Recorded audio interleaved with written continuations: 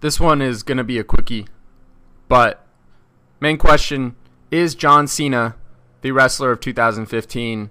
A lot of people have chimed in on this, and it's an obvious yes. I know a lot of people don't like John Cena. It's pretty obvious that a lot of people, in fact, hate John Cena. For the past such and such years, probably 13 years in the company, I believe. He hasn't been the best wrestler. He's been booked to be this mighty, mighty, mighty hero that rarely loses and rarely looks bad. But we look at 2015, starting from the Royal Rumble, John Cena versus Seth Rollins versus Brock Lesnar. If you look at that match, yes, John Cena was the least spectacular of the other two in that match, but it was still, and probably will end up being, the match of the year by far, because it was a fucking fantastic match. So Cena's in the match of the year. Defeats Rusev. Undefeated streak of Rusev was defeated at WrestleMania by John Cena. Let's be real, we all knew that Rusev was going to be fed to Cena. We could have called it a mile away, year away, light years away. It was obvious. But regardless, Cena was the man to defeat Rusev, killed his undefeated streak, took the U.S. title from him, and legitimately put the U.S. title over. Legitimately put the United States title over. The next person who actually wins the U.S. title will be looked at as a big deal. That title will elevate whoever it's put on now because of John Cena. Now, you could put the title on Jack Swagger and he can completely run into the ground. That's on Jack Swagger. But regardless, John Cena put the U.S. title over. A title that hasn't been over in how long? I mean, has it ever really been over? Barely. I mean, John Cena will forever be associated with the United States title because of his run in 2015.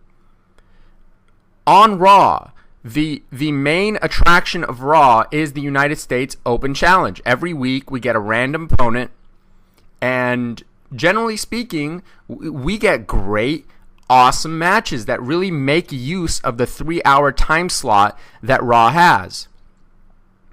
There's a lot of Raw that's filler, but the beauty of having 3 hours is that you get to have longer matches. Matches that are pay-per-view level matches. And that's rare, but with the John Cena Open Challenge, or the John Cena US Open Challenge, there has been amazing matches on Raw that went on for 15 to 20 minutes. 15 to 20 minutes of pure wrestling, and it's awesome. Now, obviously, Vince McMahon is going to book John Cena to be an absolute hero and rarely lose and rarely look bad.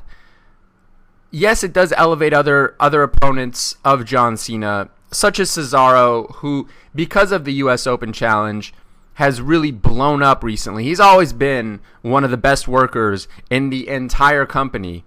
But ever since Tyson Kidd got injured, he went on a singles run, and he challenged Cena multiple times for the U.S. title, and they've all been amazing matches. So he's had the feud with Kevin Owens, and yes, he ended up beating Kevin Owens twice, the second time making him tap, which is absolutely horrible in my opinion. But he put Kevin Owens over in the Elimination Chamber, which kind of made him look like a big deal because, hey, it's John Cena. With that being said, and the most recent thing, John Cena beating Seth Rollins, making Seth Rollins tap after he got his nose messed up, really, really badly messed up, and he ends up making the WWE World Heavyweight Champion of the past, how many months? 4 months? Made him tap clean on Raw after getting his nose broken legitimately. John Cena is by far the wrestler of 2015. Here's the other thing that a lot of people don't realize. John Cena is the fucking face of the WWE. He is the man. He is the man of the company. He doesn't have to wrestle every week. He doesn't have to get his nose broken and still make it to SummerSlam, which is what he will. He doesn't have to have drag out 15, 20-minute wrestling matches at the age of like 37 or whatever he is. I have to look it up. But he doesn't have to do this. At his age, at his prestige, 15-time world heavyweight champion, 15-time champion in general, gonna be tied with Ric Flair eventually.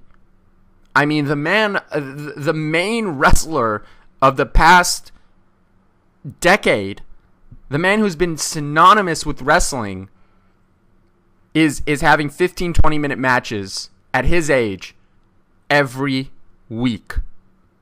It is downright impressive. He is learning. He is getting better. He's doing, different moves. Springboard stunner. Hey, everyone hates it. I think it looks sloppy. But fuck it. The guy's doing something. Everything he's going to do is going to look sloppy because it's just his build. He's a big guy. He has big bones. He moves around. Have you heard that he can't play video games because his hands are too big to fit around the controller? I mean, the guy is working his ass off as the face of the company, one of the highest earners, one of the biggest sellers of merchandise, probably the biggest. It's been the biggest for a long time.